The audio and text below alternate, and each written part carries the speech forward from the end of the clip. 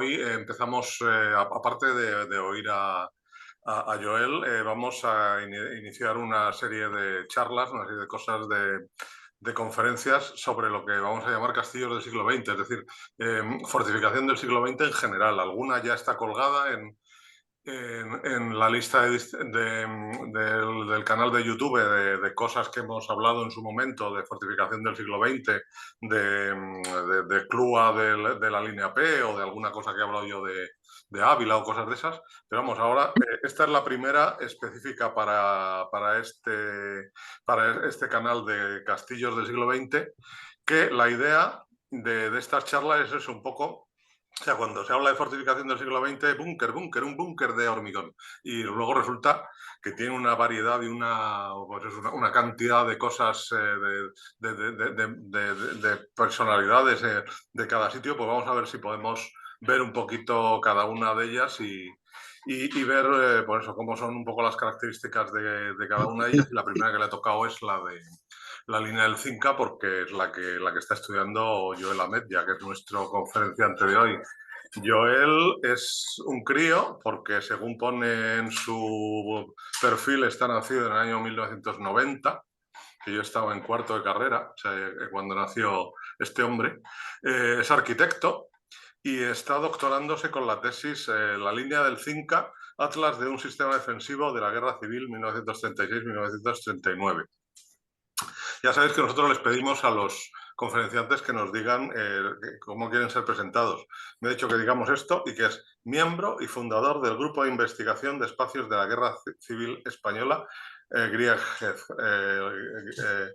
Lo buscáis en internet, GRIEGC, es un colectivo, vamos, es una empresa que tienen ellos montada. En catalán es un poco más complicado, ¿no? Porque eso recerca e investigación es un poco como búsqueda, ¿no? Investigación, que al final es lo que hacemos todos, o sea, buscar como perros en las fortificaciones para investigarlas y para publicarlas.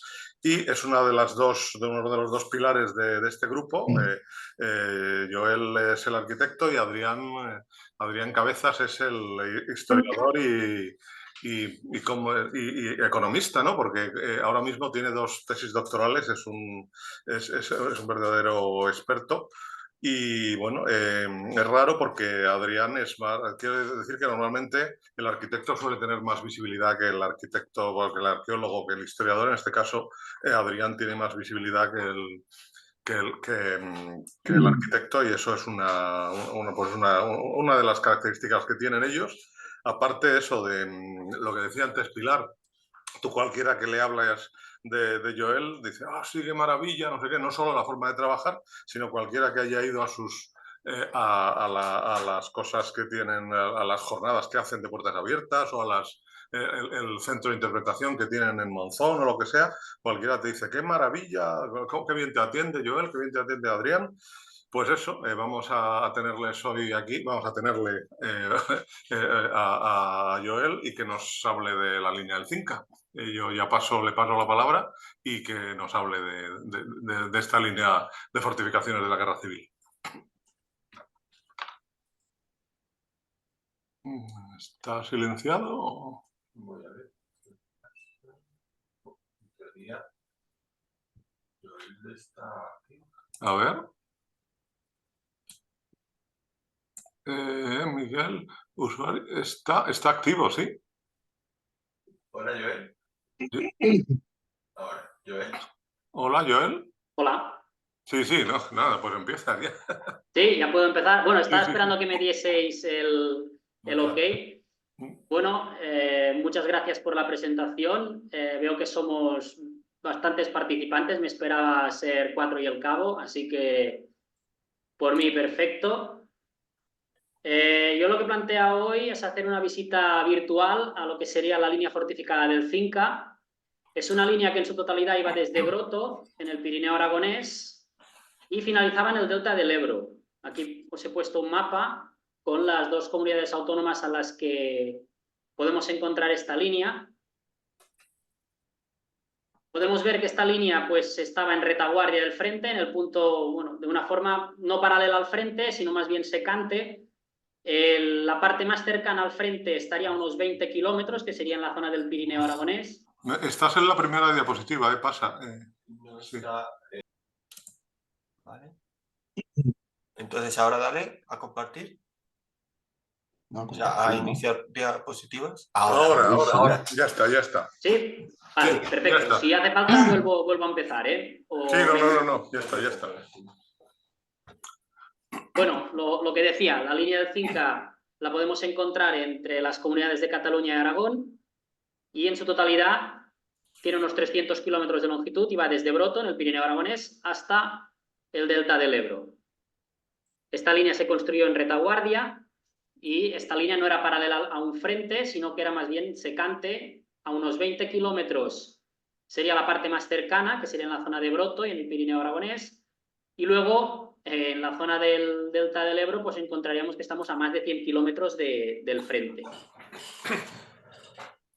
Esta línea fortificada estaba organizada en 5 sectores, aunque realmente solo se materializaron obras en 3 de estos sectores, que serían estos que veis aquí en pantalla. El sector de Voltaña lo tendríamos planificado, pero no se ejecutarían obras, o al menos yo no he sido capaz de encontrar ninguna de las obras que ponen los informes. Y esto me hace pensar que no todo lo que me puedo encontrar en el archivo es real, porque aquí me hablaba de obras de hormigón y yo no he encontrado ninguna. De hecho, no he encontrado ninguna obra más allá del sector de Monzón. Tendríamos el sector de Monzón, Fraga y Gandesa, que es donde se concentran la mayor parte de obras, o prácticamente la totalidad de todo lo que se cita en los informes está construido y prácticamente está todo todavía. Y el sector de Tortosa, que es un sector que se empezó a diseñar, pero seguramente no se llegó ni a materializar más allá de un primer estudio. Así que lo que vamos a hacer hoy es una visita virtual a estos 3 sectores, Monzón, Fraga y Gandesa, de norte a sur.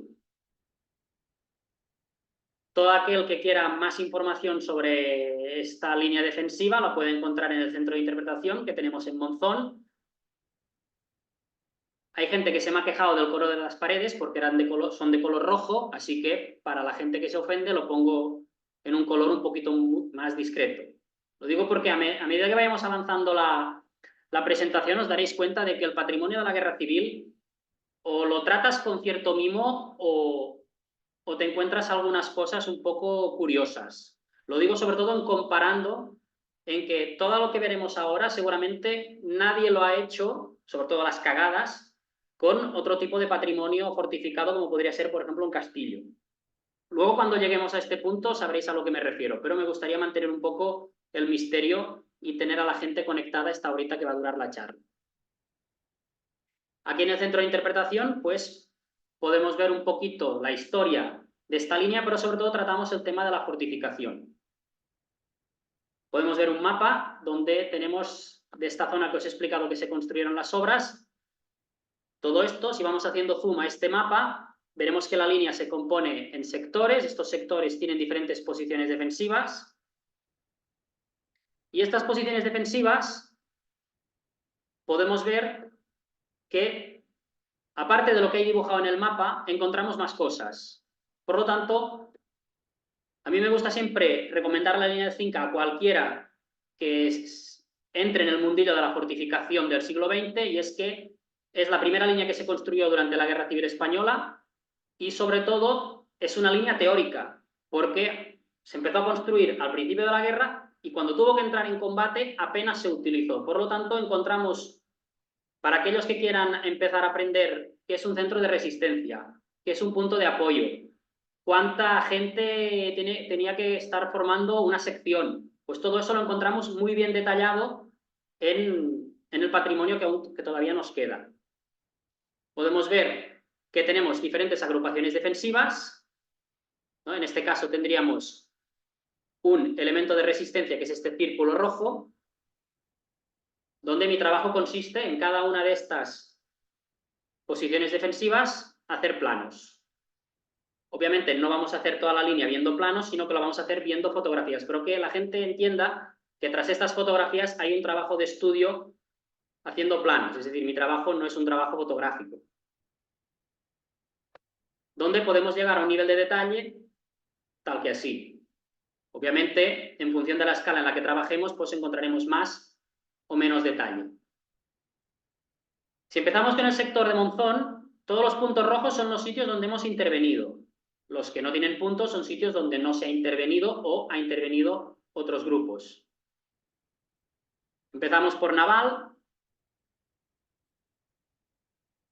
Podemos ver perfectamente que prácticamente todo el sector de Monzón, las trincheras tienen la misma forma. Veremos que hay algunas diferencias a nivel de patrimonio entre los diferentes sectores porque cada uno fue diseñado por un ingeniero militar diferente. Podemos ver que una de las caras de la montaña es más rocosa que la otra. Por lo tanto, vemos soluciones constructivas diferentes. Los emplazamientos para ametralladoras solían ser dobles, es decir, encontramos individuales, pero principalmente en el sector de Monzón encontramos un emplazamiento para 2 máquinas. Esta no entiendo, se me ha movido. Si nos fijamos, podemos ver en las aspilleras unos pegotes. Esto es que estas aspilleras eran más grandes originalmente, pero dentro de la misma obra se hicieron reformas en este proceso de fortificación, que no lo he explicado, pero tiene que ser perfectible. Es decir, que cada día que pasa, cada semana, cada mes que pasa, vamos mejorando estas obras, de tal manera que cuando uno ve una fortificación no deja de ser una foto de un momento concreto, en la que con el lenguaje adecuado podemos intentar interpretar qué es lo que ha pasado aquí. En este caso, seguramente las aspilleras eran muy grandes y decidieron hacerlas más pequeñas. Aquí tenemos el observatorio del punto de apoyo que tenemos en Naval. Mucha gente, de hecho gente experta, me ha comentado, ostras, esto parece más un emplazamiento de ametralladora que un observatorio. Si nos fijamos, podemos ver que estos ladrillos han añadido después. Es decir, originalmente el observatorio tenía todo el frontal visible. Lo que pasa que a la hora de cubrirlo se dieron cuenta de que el voladizo era demasiado grande y seguramente pues tuvieron que hacer estos machones de ladrillo, creando estas 3 aspilleras mucho más pequeñas para poder tener esta visión que antiguamente tenía este observatorio. Tenemos los abrigos también. Podemos ver el interior con bóveda cerámica. Pasamos a la posición del grado. Aquí podemos ver, por ejemplo, cómo se utiliza muchísimo el ladrillo para los encofrados perdidos, tanto por fuera como por dentro. Si nos fijamos, podemos ver que el ladrillo está colocado de tal manera que hay uno colocado en un sentido y el otro en el sentido perpendicular, para que el hormigón se coja a este encofrado perdido, de tal manera que así ganamos mayor grosor con menos cantidad de cemento. Aquí podemos ver el interior. Fijaros que en el techo tenemos uralitas, se pueden ver marcas de vigas metálicas. Este es el interior de otro emplazamiento para 2 ametralladoras colocado a unos 300 metros de este y podemos ver que es totalmente diferente. Las banquetas para la ametralladora son diferentes, incluso el aparejo del ladrillo también es diferente y sobre todo el techo. En este caso tenemos una bóveda cerámica que en estos casos pues está bastante hecha polvo. Pero el exterior es totalmente diferente. Podemos ver que ya no tiene 3 aspilleras, tiene 2 y que el acabado es de hormigón. No sé si se ve el cursor del ratón, pero aquí podemos ver unas tablas de madera que nos indica de que todo el frontal estaba cubierto con tierra, de tal manera que aquí habría una serie de vigas de madera que cubriesen todo el hormigón, de tal manera que no se viera hacia el exterior. Aquí empezamos a ver ya un tratamiento de camuflaje, cuando en el anterior apenas se intuía el camuflaje. En esta fotografía, que podemos ver diferentes personajes, podemos ver diferentes perfiles que intervienen en estas actuaciones. El de la espada láser es el arqueólogo, en este caso el que lleva el jalón.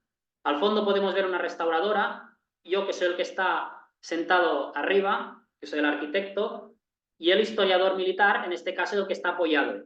Y obviamente el que hace la foto es Adrián. Una vez me preguntaron que, ostras, que Adrián es raro, ¿no?, que venga a las excavaciones.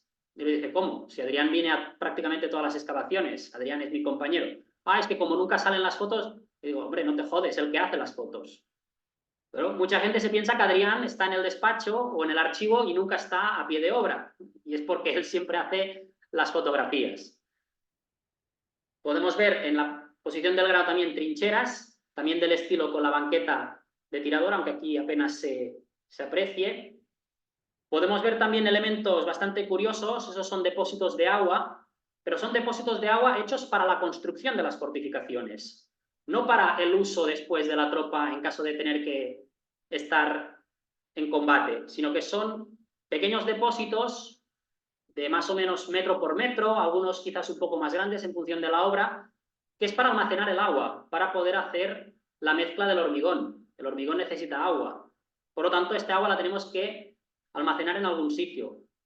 Muchas de esas estructuras, después de la obra, se desmontaban o pues quedaban sobre el territorio. Algunas se han conservado mejor que otras. Nos vamos a Ubiergo, en término municipal de Secastilla. Al fondo se ve el embalse del Grado. Ya veis que hay una cercanía, sobre todo la gente que es de la zona, hay una cercanía entre las diferentes organizaciones defensivas. De hecho, muchas veces se pueden ver visualmente unas con otras. Y podemos ver una trinchera, en este caso también con el banco para los tiradores. Y si nos fijamos, en el extremo inferior podemos ver el desagüe. Nosotros, cuando vamos a intervenir en las fortificaciones, intentamos siempre tener muy claro que nuestro enemigo principal va a ser el agua. Estamos trabajando por debajo de la cota del terreno. Cuando nosotros nos vayamos, aquí un día va a llover.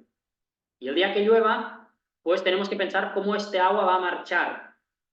Y sobre todo, no va a impedir el acceso a esta fortificación. Obviamente este desagüe estará lleno de mierda por dentro, estará lleno de sedimentos, pero el día de mañana, si se decide limpiar este desagüe, pues siempre el agua va a tener una salida natural. Cambiamos de posición, estamos ahora en la Puebla de Castro. Aquí tenemos un observatorio, o lo que queda de él. De hecho, hay un elemento bastante curioso, y es que podéis ver en la parte delantera una especie de peana. Esto es porque el voladizo, seguramente aquí, el voladizo no se conserva, tendría bastante vuelo y seguramente necesitarían poner algún tipo de pilar para que el voladizo se apoyara contra el suelo.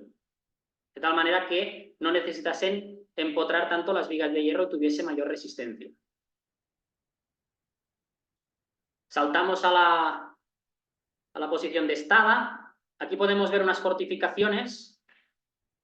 Estas, voy a ir explicando anécdotas a medida que vayamos viendo las diferentes organizaciones, porque así la visita virtual va a ser un poco más amena. Aquí hicimos el inventario, es decir, catalogamos y cartografiamos toda la organización defensiva que había aquí. Y un día, viniendo de otra excavación, decidimos pasar porque un compañero que iba con nosotros en el coche no conocía estas fortificaciones y dijimos, bueno, pues vamos a aprovechar, era septiembre, el día aún era largo, para poder ir a visitarla. Y nos encontramos, pues, que parte del emplazamiento para las ametralladoras había estado enfoscado con cemento, había quedado muy, muy limpito todo, le habían puesto unos palos de madera y por dentro estaba todo lleno de palos, todo lo que sería el techo. Pero bueno, claro, cuando vimos esto, al cabo de unos días fuimos a preguntar a ver quién había hecho esta intervención y resulta que había sido la comarca. Y claro, no habían pedido permiso a patrimonio porque claro, este tipo de actuaciones normalmente patrimonio no las permite, claro. Este es uno de los pocos emplazamientos de la línea del Cinca que vio un combate bastante intenso, unos 45 minutos. De hecho, una ametralladora se emplazó en uno de estos dos emplazamientos y mantuvo a raya durante 45 minutos el paso del río. Se quedó solamente una persona. Claro, ese emplazamiento de ametralladoras fue el objetivo de prácticamente todos los que estaban intentando cruzar el río y estaba toda la pared llena de balazos y de impactos que, claro, al hacer esta actuación, pues había quedado todo perfecto y no se veía prácticamente ningún impacto de bala. Luego también, estos tronquitos que vemos aquí, los troncos de madera que había allí tenían un diámetro de al menos 15-20 centímetros. Claro, con estos palitos, pues la espillera quedaba mucho más grande de lo que realmente era. Claro, todas estas actuaciones se hacen con muy buena voluntad, pero con muy poco conocimiento de realmente qué es lo que pasó aquí. Es decir, la persona que intervino en esta actuación Claro, le daba igual que fuese un depósito de agua, un emplazamiento de ametralladora o una casa. Es decir, lo trató sin ser un elemento patrimonial de cierto interés. Aquí podemos ver la zanja con la que se desciende del emplazamiento de ametralladora hacia un nivel inferior de trinchera. Otro emplazamiento doble, en este caso este no se conservaba tan bien como el anterior. La trinchera, también con el banco para el tirador y las diferentes entradas a los túneles subterráneos. El interior de estas galerías subterráneas con capacidad para una sección de infantería, unas 40 personas aproximadamente. Saltamos de Estada para Fons. Aquí podemos ver un emplazamiento para piezas de artillería. Estas son de las más grandes de la línea del Cinca. Aquí teóricamente tenía que ir unas piezas del 15,5.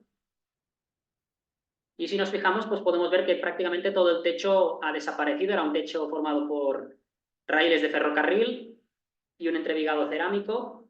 Podemos ver también la barbeta para que la pieza de artillería saliera al exterior. Este es el interior de los túneles subterráneos que permitían llevar desde un lado del cerro hasta el otro, hasta la zona de la casamata, por el interior. Obviamente, estas estructuras las ves pero no las tocas. De hecho, la foto tiene muy mala calidad porque me asomé, hice la foto y me fui corriendo, porque cualquier ingeniero de minas, cualquier persona que tenga un mínimos conocimientos de estabilidad ve que estos entibados de madera se aguantan por el peso que hay encima, que se ha derrumbado la galería. En el momento que haya un poquito de fuerza lateral, esto se pliega como un castillo de naipes, con lo que pille por debajo. Pero nos permite ver cómo eran por dentro todas estas galerías subterráneas. Obviamente este acceso ahora está prohibido. Las casamatas las tuvimos que cerrar tanto por el exterior como por el interior, para evitar, pues sobre todo, problemas de vandalismo, pero sobre todo a nivel de seguridad. Si seguimos en Font, encontraremos otro emplazamiento para piezas de artillería. Este es muy diferente al anterior. Podemos ver que tiene forma de bóveda. El acabado es mucho más tosco. Y esto, para una persona del mundo de la construcción, aquí leo una cosa muy clara. Esta se hizo después que la otra, porque la otra tiene una riqueza de materiales brutal. Tenemos hierro, tenemos ladrillos, tenemos hormigón, tenemos piedra. Aquí solamente tenemos un material, hormigón. Y este método constructivo en forma de bóveda evita el uso del hierro. Por lo tanto, seguramente aquí esta la tuvieron que construir más tarde, cuando ya había una escasez de material y no pudieron construirla como la otra. La vemos desde el exterior. Este tejadito, si lo vais a ver ahora, lo podréis encontrar perfectamente machacado, porque desde arriba, cada vez que cae una tromba de agua, pues suele caer material. Así que decidimos poner este tejadito, que cada año, cada 2 años, cada 3 años se puede ir cambiando para poder garantizar una mínima seguridad a la hora de poder acceder al interior.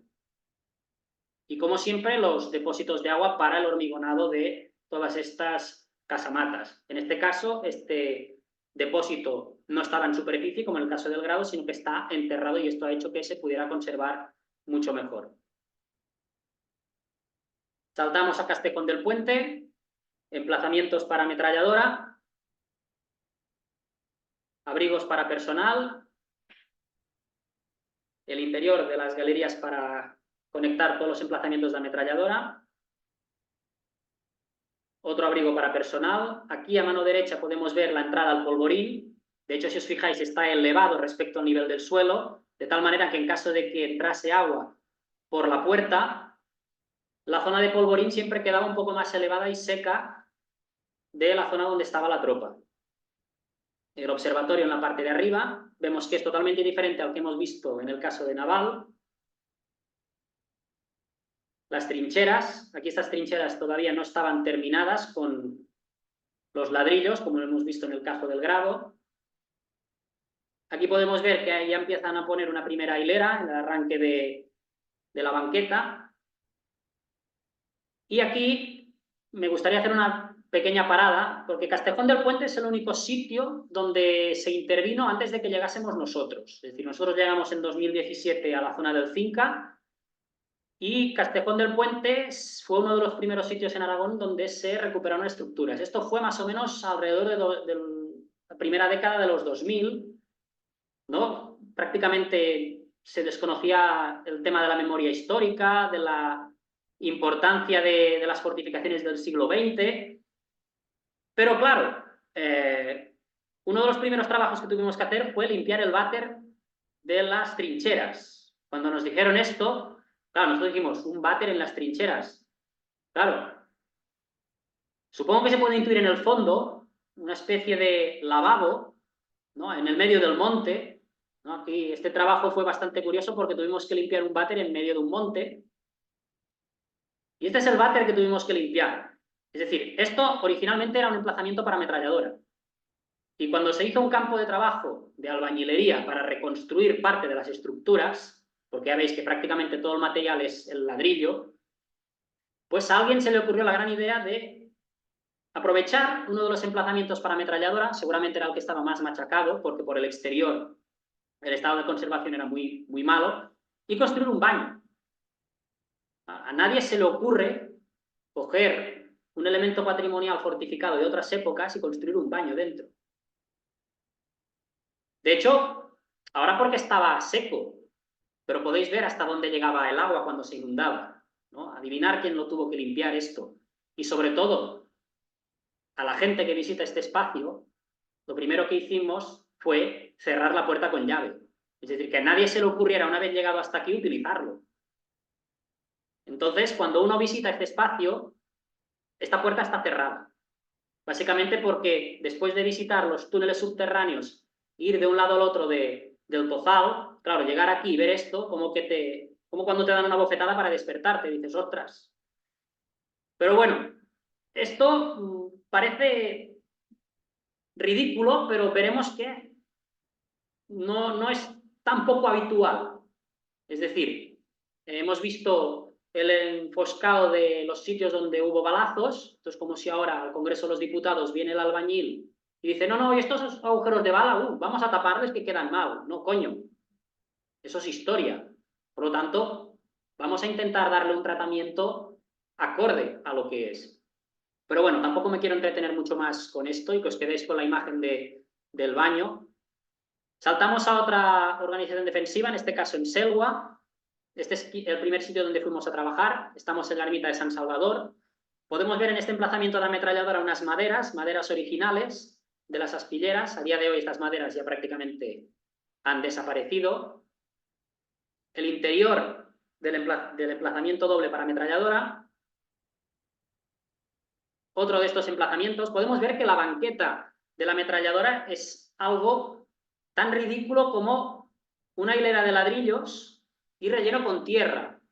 Muchas de estas banquetas no se conservan, porque si el ladrillo se rompe, claro, toda la tierra se deshace y prácticamente no distingues la banqueta del suelo original.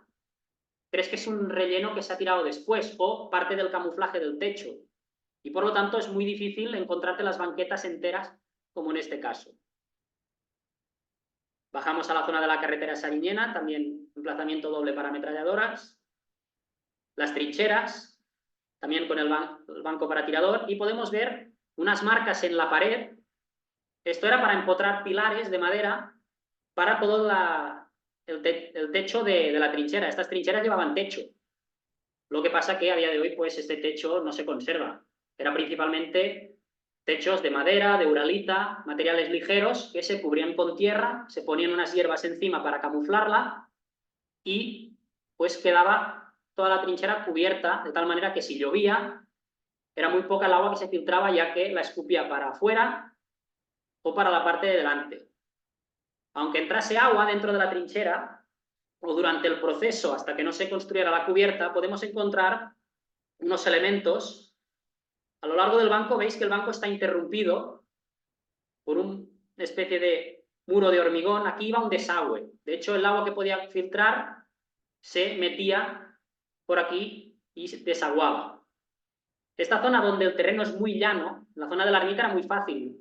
Simplemente por geometría podías echar el agua fuera siguiendo la pendiente de la ladera. Pero aquí en una zona llana era mucho más complicado todo esto y había una microtopografía dentro de la trinchera que permitía que todos los desagües recogiesen las aguas de los diferentes tramos de trinchera. Estos bloques de hormigón que vemos a lo largo de la trinchera era para cortar la visual, ya que en este caso la trinchera sigue un trazado bastante recto. Aquí decidimos grabar un pequeño clip que exponemos en el museo, vistiendo pues una serie de compañeros con uniformes de la época para un poco recrear cómo sería esta trinchera en su momento, ya que era una de las mejores conservadas de la línea y nos permitía entender un poco pues cómo funcionaría la salida del refugio, el subir al banco. De hecho, fijaros que los abrigos para el personal, la salida da justo al banco para sentarse, de tal manera que en pocos segundos tenías todos los dos pelotones que estarían metidos aquí dentro, podían salir fácilmente a través de las dos entradas que tenía este abrigo, que luego veremos. Este sería el interior del abrigo, aquí tenemos una de las entradas, un pelotón se sentaría en un lado, otro pelotón se sentaría en el otro. En este caso estamos hablando de un abrigo para unas 20 personas aproximadamente. Pasamos a Monzón, de hecho Selwa es una pedanía de Monzón. Monzón se encuentra al otro lado del río Cinca, donde encontraremos cerca de, bueno, debajo del castillo, el emplazamiento para dos piezas de artillería. De hecho, este emplazamiento está construido encima de un baluarte de la Guerra de Independencia, que descubrimos casualmente al tener que hacer pues, los trabajos de drenaje de todo el tema de... Esto cuando entra el agua tiene que salir, por lo tanto, haciendo las excavaciones encontramos pues, restos de un baluarte mucho más antiguo. En el interior hicimos también una labor de refuerzo, luego lo veréis en la otra imagen. Claro, esto estaba lleno de tierra y sedimentos hasta prácticamente la mitad. El agua lo que hizo fue ir erosionando la parte más blanda de la roca y cuando quitamos toda esta tierra nos quedaban partes volando. Por lo tanto necesitamos construir una serie de muretes y contrafuertes y sobre todo pilares para poder apoyar esta roca en caso de que pues, tuviera que descansar sobre algún sitio, porque habían algunos puntos, de hecho se puede apreciar en la parte de arriba, donde el techo se estaba empezando a agrietar. No toda la fortificación que veremos en la línea del Cinca es fortificación de hormigón, mucha es obra en tierra, de campaña, que no se llegó a perfeccionar porque eran zonas poco importantes. En todos los puntos que hemos visto hay puentes, hay zonas de paso, hay carreteras. Aquí prácticamente es una zona de control entre diferentes organizaciones. No hay ningún puente, no hay una carretera importante, no hay ninguna ruta de penetración hacia el interior de Cataluña. Por lo tanto, las obras aquí presentan un estado de conservación peor, ya que no se llevaron materiales de otros sitios para hacer un refuerzo de estas estructuras. Podemos ver una forma cuadrada aquí en el centro, con un pasillo cubierto que nos lleva hasta un refugio subterráneo. Pasamos a otra zona, la zona de Alcolea de Finca. Aquí ya podemos ver obras de mayor entidad, también estamos cerca de un puente. Y aquí, obviamente, la estructura la hemos tenido que rehabilitar, es decir, hemos tenido que hacer obras de refuerzo y construir muros nuevos. De hecho, aquí se puede apreciar el estado original. Claro, al tener que quitar todas las vigas de hierro, todos los troncos de madera, claro, tuvieron que desmontar todas las cabeceras de los muros, y esto es lo que tuvimos que rehacer nosotros para poder reforzar y sobre todo hacer segura la visita a estas construcciones. Podemos ver también en primer término un foso lleno de grava. De hecho, este foso tiene más de 1 metro de profundidad, y es que esto hace rampa hacia abajo. Cada vez que llueva va a entrar agua hacia el interior, y por lo tanto necesitamos que este agua no llegue al interior de la casamata. Obviamente, esta actuación la hicimos en 2021, a 2025, pues este foso ya estará lleno. Pero es mucho más sencillo llegar con una máquina, vaciar el foso, volver a meterle la grava, que tener que limpiar todo el interior de nuevo. En el interior, aquí reconstruimos los muros y también pusimos unos troncos de madera más acordes al diámetro de troncos que habría en aquella época. Estos son postes de teléfono reaprovechadas, ¿vale? No son palos de camping, como en el caso de Estada, donde la persona que entra aquí no se hace la idea. Y aparte no las hemos puesto seguidas, las hemos puesto una sí, una no, de tal manera que desde lejos te da la imagen de poder ver el techo de madera, pero si uno se acerca puede ver el hueco que dejó el tronco de madera para que así se pueda hacer la idea de qué es lo que había antiguamente allí. Lo mismo, en las partes donde había viga metálica, pusimos también viga metálica, lo que pasa que adecuado a unos perfiles más acordes a la época de hoy. Y sobre todo, con unas medidas de seguridad mucho mayores que las que había en aquella época.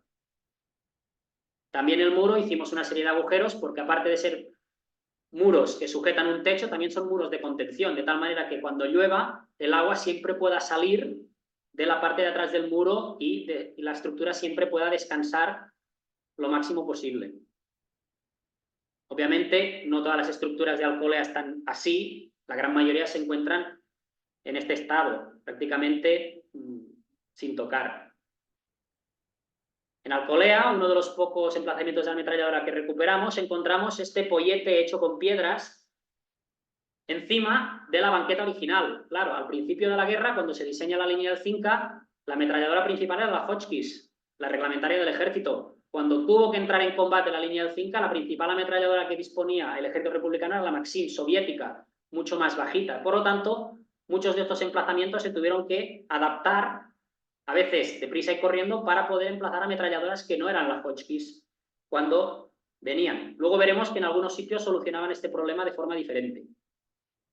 Esta es la Maxim. De hecho, es una réplica que se puede ver en el museo. Está hecha la mayoría con impresora 3D. Es bastante chula. Es muy ligera, porque la original pesaba 64 kilos. Y para poder manejarla y llevarla de un sitio a otro, pues la decidimos hacer mucho más ligera. Saltamos a Chalamera. Podemos ver lo mismo, emplazamiento para 2 ametralladoras con la sala para tropa en el medio. Otro emplazamiento de ametralladora, en este caso es la misma forma, pero este conserva parte de los techos y de los arcos para cruzar de una sala a otra. Esta es una vista de dron. Nosotros no disponemos de el gran Paco Pino, pero tenemos a Oriol, que se compró un juguete muy caro y su excusa para, cuando se cansaba, poder descansar un poco, pues voy a hacer una pasada con dron. De hecho, yo supongo que ahora ya lo tendrá mucho más controlado que en aquella época. En aquella época creo que más de una vez se le encarramó en un árbol y tuvo trabajo para poder sacarlo. Pero con la ayuda del dron podemos ver imágenes que a ras de posición pues no vemos. Aquí podemos ver los emplazamientos para ametralladora, uno arriba y el otro abajo, y un emplazamiento para artillería. Visto desde arriba, uno se da cuenta del tamaño que tenían las piezas de artillería. De hecho, el emplazamiento para las 2 piezas es esto de aquí. Los puntitos estos que vemos aquí son personas, para que veáis que al menos el pasillo tiene unos 2,5 metros de ancho. Es decir, y esto eran para piezas del 7,5, es decir, piezas relativamente pequeñas.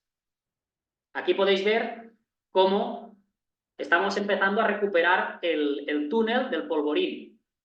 Originalmente, aquí había un castillo templario, en la parte de arriba. Y uno de nuestros miedos era si reseguíamos el polvorín, si íbamos a encontrar un polvorín hecho adrede para la fortificación o algo que conectase con redes subterráneas del propio castillo, porque en algunos sitios en Cataluña hemos encontrado que la fortificación aprovechaba cisternas, aljibes o salas subterráneas de los castillos para meter a las tropas. Por suerte, excavamos 3 metros para adentro, no podíamos escarbar más porque el camino nos lo íbamos a comer todo y no podríamos recuperarlo luego y no encontramos nada. No sé si 1 metro más allá encontraremos algún tesoro templario o no encontraremos nada, pero el alcalde pobre se quedó con las ganas de saber qué es lo que habría al final del túnel. De hecho, aquí prácticamente se puede subir con coche. De hecho, para hacer algunas de las obras subíamos con el coche o con la furgoneta, en otras no. De hecho, aquí Oriol, que hablábamos antes de él, se enfadó porque él quería subir con la furgoneta y yo le dije que no, porque era muy peligroso, porque la rampa estaba en muy mal estado. Íbamos con una furgoneta grande, no íbamos con una turismo, y había que subir todo el material a lomo. Es Es decir, todas las vigas, todos los sacos de cemento, todos los sacos de hormigón, y claro, pues eran unos cuantos viajes. Este es como se veía el emplazamiento de artillería, una de las dos bocas. Podéis ver el nivel de hierro que tenía la estructura, es decir, prácticamente no se veía nada, salvo esta parte de aquí que intuía que aquí había algo de cierta entidad. Saltamos al sector de Fraga, lo mismo, los puntos rojos son sitios donde hemos intervenido y los sitios donde no hay nada son sitios donde no se ha intervenido. Albalate de Cinca, aquí ya vemos que los emplazamientos para ametralladora tienen una forma diferente. Podemos ver la entrada y las dos aspilleras, el interior. Podemos ver que la aspillera está muy arriba, ya prácticamente no se puede ver desde el interior por la aspillera, así que necesitaríamos una pequeña plataforma para poder poner la ametralladora. En este caso esta plataforma se montaría después, fuese cual fuese la ametralladora, seguramente sería la plataforma con madera. El observatorio, podéis ver que los cachos de hormigón que faltan es donde se empotraban las vigas que harían el voladizo. De hecho, podéis ver que prácticamente tendríamos una visión de poco más de 10-15 centímetros de ancho por todo el perímetro del arco. En el interior podemos ver la bóveda de la sala de transmisiones. Aquí encontramos un ladrillo en el suelo que era escombro con el dibujo del símbolo de transmisiones hecho a lápiz. De hecho, esta pieza está en el museo, aunque apenas se puede apreciar ya casi algunos de los detalles, pero se puede ver las banderas de Morse con los rayos todavía. Este es el observatorio visto desde arriba, con la marca de las vigas y sobre todo la zanja de acceso que venía por la parte posterior. Pasamos a Vallobar, lo mismo, trincheras, seguimos con el mismo esquema de trinchera, con la banqueta para el tirador. Son tramos muy rectos para gran capacidad de personal. Pensemos que para aquella época la organización defensiva mínima era para 40 hombres, es decir, estamos hablando de sección. Al final de la guerra, las organizaciones ya son mucho más pequeñas, son para tamaño pelotón prácticamente casi todas. Por lo tanto, estamos pasando de trincheras con gran capacidad de personal a trincheras con una capacidad de personal prácticamente de 1/3 o 1/4 de con lo que se empieza la guerra. Lo podemos ver desde el otro lado y podemos ver al fondo, no sé si se aprecia muy bien, las escaleras de acceso. Lo mismo, seguimos en Vallobar, esta es la que está al lado de la ermita, la que hemos visto antes está de camino hacia la ermita, el emplazamiento para 2 ametralladoras en el centro y la zona de trinchera con banco para tirador en los laterales, para cubrir lo que serían los flancos de la ametralladora. Saltamos a Zaidín, el observatorio, y aquí construimos una trinchera, bueno, con las maderas estas, es decir, aquí había una zanja de acceso y nosotros lo que hicimos, esta zanja, le pusimos unas contenciones de madera para poder crear esta sensación de túnel, de camino cubierto, para poder acceder hasta ellas. También el entorno había sido muy removido y había mucho relleno de tierra y por lo tanto no poner estas contenciones de madera haría que a lo largo del tiempo este material se fuese depositando otra vez al camino cubierto. De hecho estamos a los pies de la ermita de Zaidín y esta sería la visión por la parte de delante. Podemos ver el voladizo que se conserva y estas 2 orejas no estaban en la época del conflicto porque hemos encontrado material original fotográfico de cómo era esta estructura durante la guerra y esto supongo que lo pondrían después. Son partes de un Vía Crucis que supongo que alguien debió pensar que era una buena idea colocarlas aquí dentro.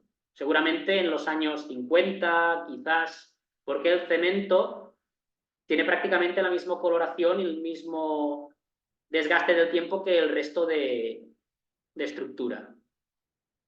Saltamos a Velilla de Cinca, emplazamientos para piezas de artillería. Esta está hecha con piedra y cemento.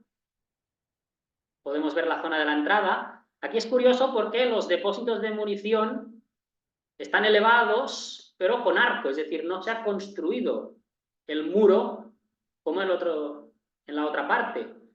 Aquí una explicación que le doy, aunque seguramente puede haber otra en la que yo pues, no caiga, y esto es que es un buen sistema contra la capilaridad, es decir, aquí no suele llover mucho en esta zona, pero cuando llueve en toda la zona del Cinca, cuando llueve lo hace con muy mala leche, y supongo que para evitar que subiese por capilaridad el agua del suelo, le han puesto este arco para que no evite que el agua pueda subir hacia la zona del depósito de municiones, porque es que si no, no sé por qué lo podrían haber hecho así, porque constructivamente es mucho más complicado hacerlo así, que no hacer un muro prácticamente desde el suelo.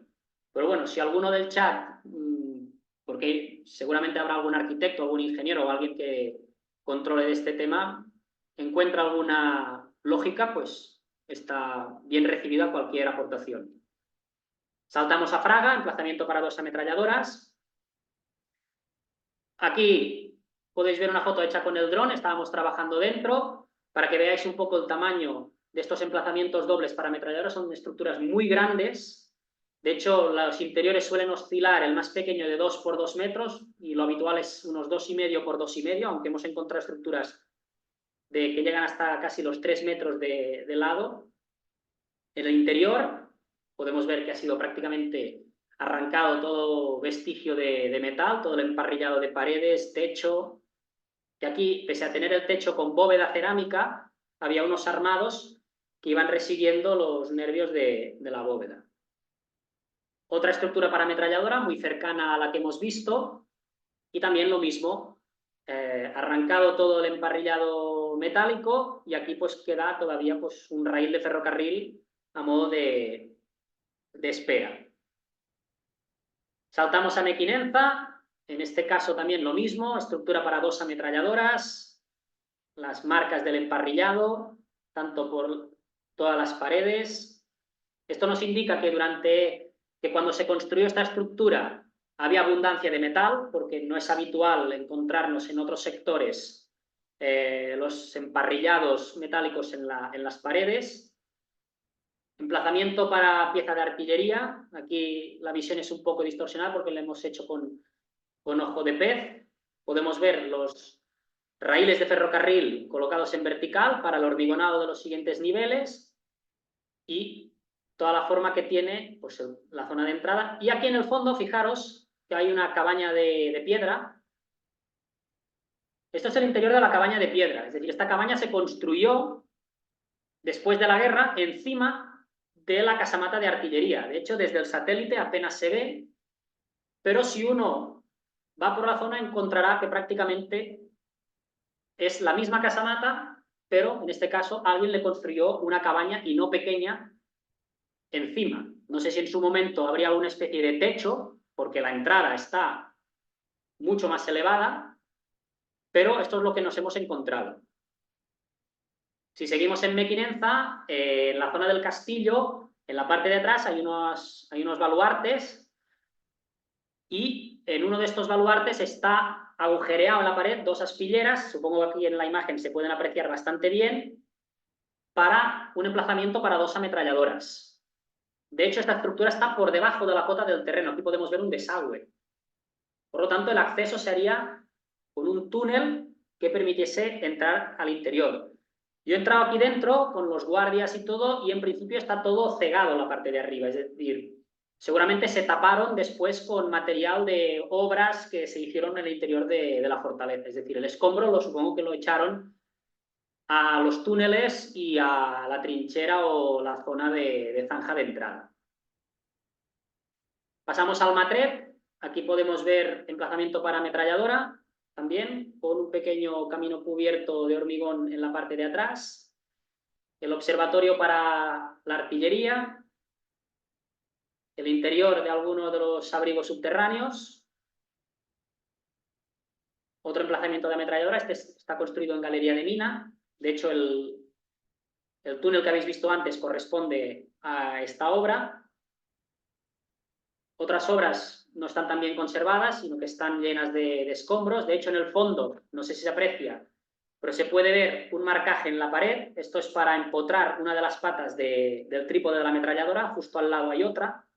Lo que nos indica que aquí, pues, ni tablero de madera ni hostias. Aquí decidieron poner la ametralladora y lo que hicieron fue picar en la pared para poder encastar el trípode de la ametralladora. Saltamos a River-Roger d'Ebre, emplazamiento a barbeta para piezas de artillería. No todos los emplazamientos de artillería están colocados en casamata, sino que muchos, sobre todo los que son de tiro indirecto, están colocados con emplazamientos a barbeta. Al principio, en la línea de Cinca, la mayor parte de emplazamientos para piezas de artillería, pese a ser piezas que su uso principal es de tiro indirecto, muchas se ubican de forma de tiro directo.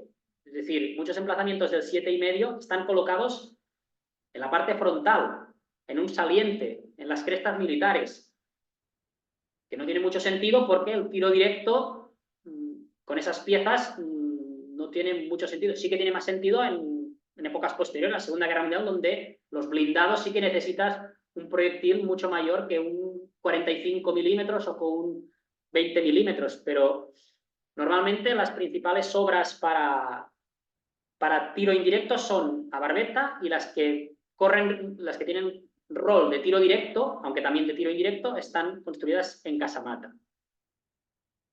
El observatorio del emplazamiento artillero, el abrigo, en este caso para el personal y también de polvorín, con el doble muro de acceso. Esto en el sector de Monzón no existe el doble muro, en cambio en el sector de Fraga y en el sector de Gandesa sí que es habitual en los abrigos tener el doble muro. Emplazamiento para 2 ametralladoras, estamos en Fayón, concretamente en el lado de Cataluña, para que nos hagamos a la idea. Aquí tenemos el río Ebro en su confluencia con el Matarraña, y por lo tanto Fayón tiene término municipal en ambos lados. En el lado que digamos que da hacia Cataluña, estaría en el sector de Fraga, y el sector de Gandesa estaría lo que digamos el otro lado, en la otra orilla, donde estaría el pueblo de Fayón. El interior de los emplazamientos de ametralladora también de Fayón.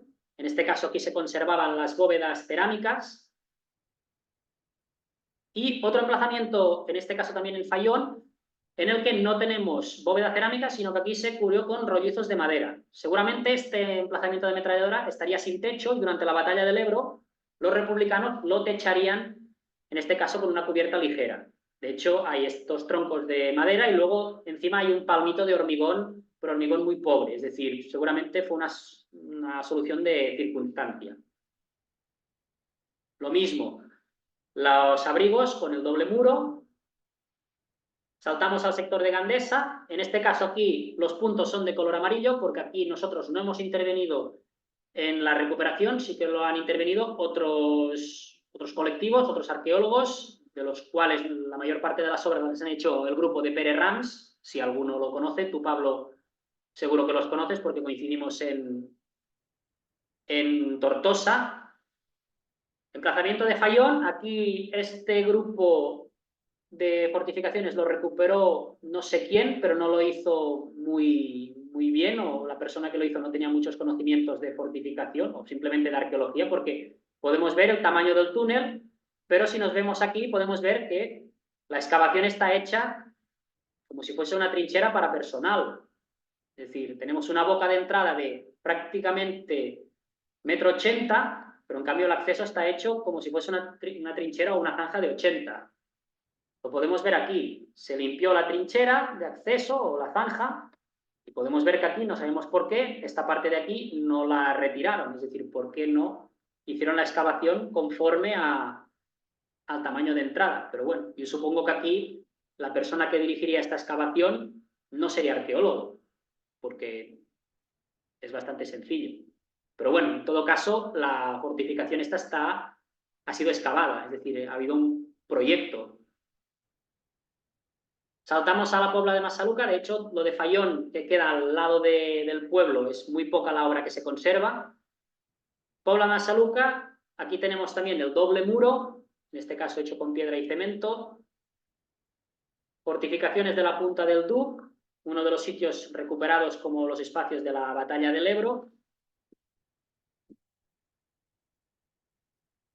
Lo mismo, observatorio. Aljibe, aquí tenemos un aljibe para recogida de agua, en este caso sí para las tropas, porque queda en la zona de retaguardia. Emplazamientos para ametralladora, podéis ver a la altura a la que se sitúan, totalmente inútiles.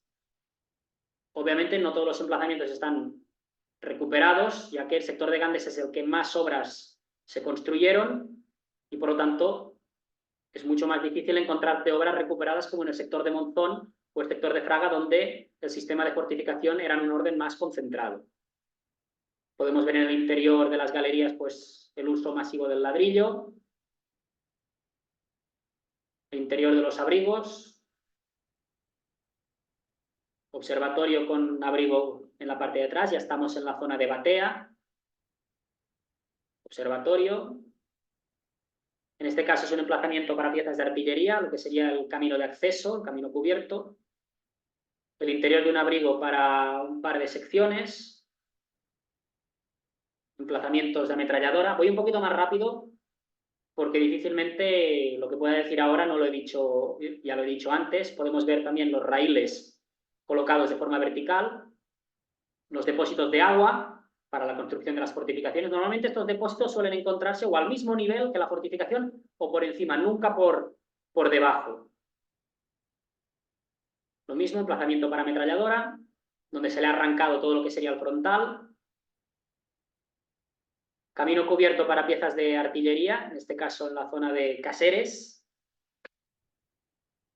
Aquí podemos ver el emplazamiento de ametralladora, este es el más famoso, hay emplazamiento de ametralladora para piezas de artillería, este es el más famoso de la zona, es el del fuerte de Milet, que le llaman. Podéis ver que le falta la barbeta, aquí tenemos fotos de cómo era originalmente y le falta todo lo que es la barbeta en la parte delantera.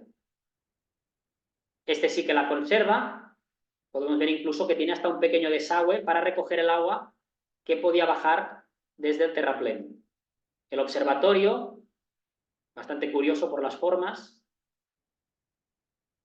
Los abrigos subterráneos. Aquí tenemos otro emplazamiento a barbeta, en este caso se puede ver todavía el camino original, se puede ver a la izquierda.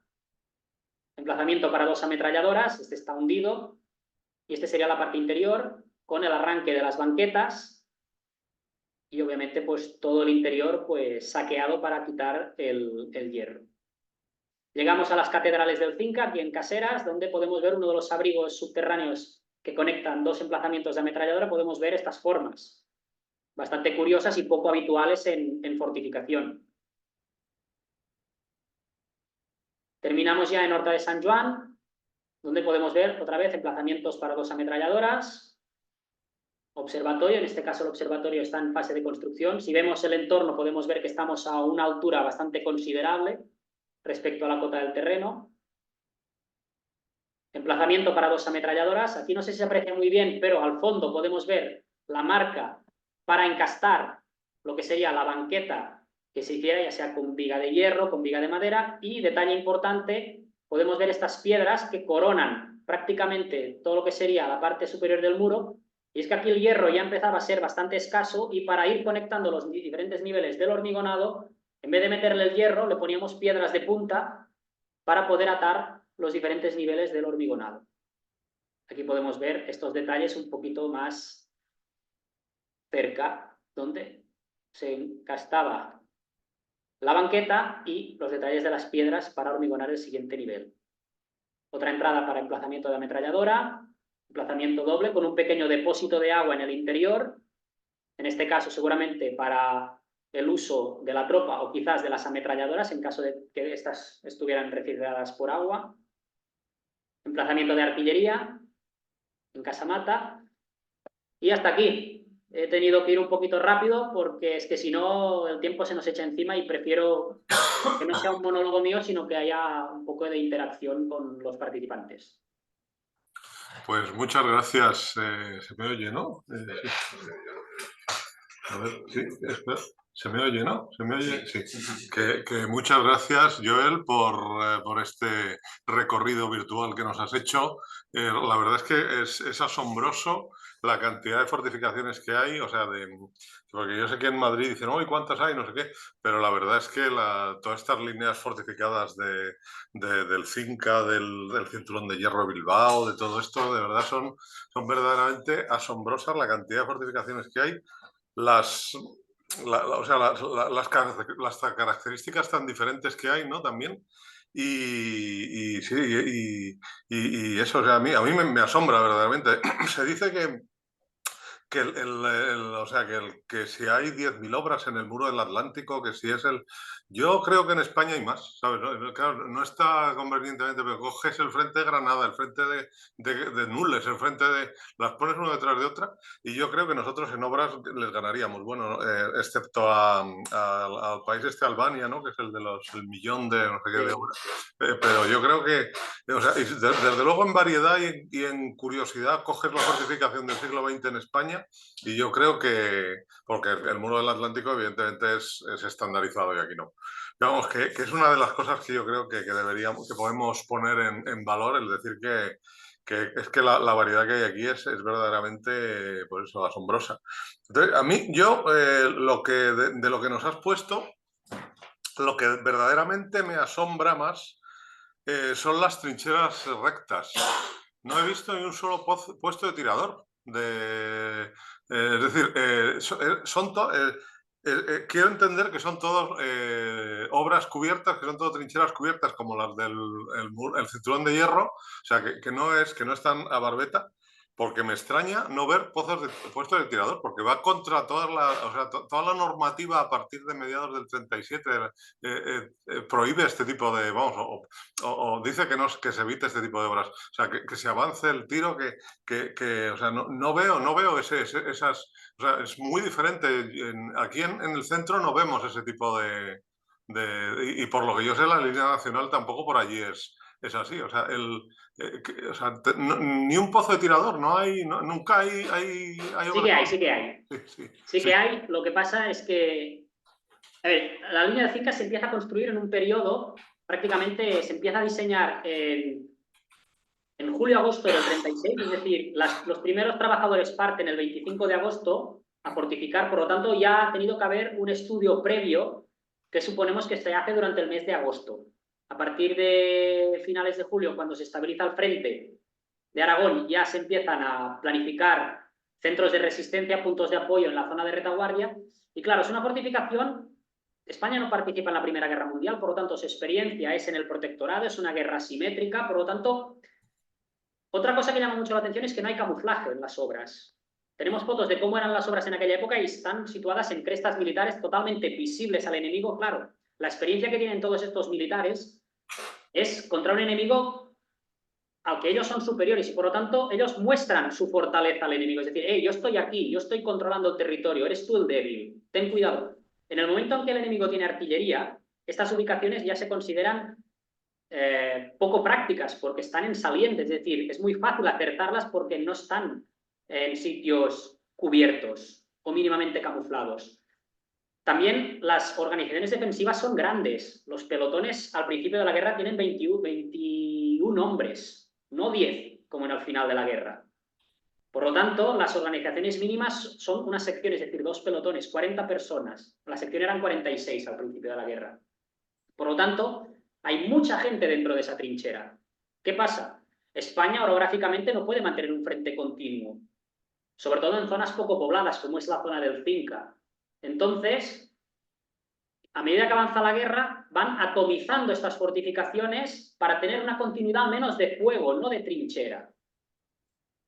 Y al final, el pozo de tirador, la primera referencia escrita que tengo yo en mi documentación, obviamente de la zona de Cataluña, es de primera mitad del 37 y casi te diría que más marzo, abril, mayo que enero, febrero. Por lo tanto, todo lo que se ha construido antes, y sabemos que en abril del 37 ya prácticamente está todo construido, al menos lo que hemos ido encontrando, claro, no tienen órdenes de poner pozos de tirador. Más que pozo de tirador sería puesto de tirador, porque de la banqueta corrida al pozo de tirador hay una evolución, que esto, si habéis visto el programa de Belu Martis, donde comparo la línea Pirineos con la línea del Cinca, dibujo un poco esta evolución, que pasamos de la banqueta corrida a la banqueta que solamente tiene un pequeño nicho. Luego ya este nicho ya sale hacia adelante en forma de pozo para escuadra, y luego ya cada vez es más pequeño. Así que sí que hay pozos de tirador en la línea del Cinca, aunque solamente en un sitio. Y tengo mis dudas de que esto sea fortificado en el 37, seguramente en el 38, y es en la zona de Graus. en una especie de tercera línea, que sí que se habla en la línea del Cinca de fortificar la zona de Graus, Benabarre, pero es una trinchera recta donde sale una especie de patas totalmente rectas, que parece más bien cuando tú dibujas una hormiga, que le vas haciendo patas así, es decir, no tiene una forma que se adapte muy bien al terreno, parece como un primer modelo puesto teórico sobre el terreno.